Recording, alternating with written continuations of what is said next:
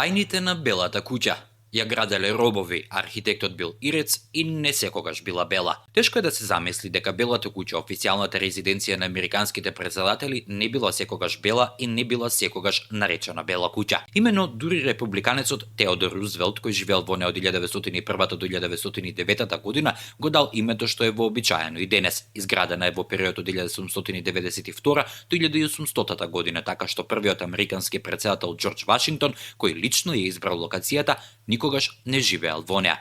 Белата куќа никогаш не била замислена во бело од нејзиниот архитект, ирецот Џејмс Хобан. Изградена од песочника, работниците ја обоиле во бело за да спречат оштетување и редовно ја одржувале фасадата така што Белата куќа секогаш изгледала свежо. Изградбата тогаш чинила $232,000, што денес е околу $4 милиони. Многу робови и европејци кои се уште немале американско државјанство биле вработени на градилиштето.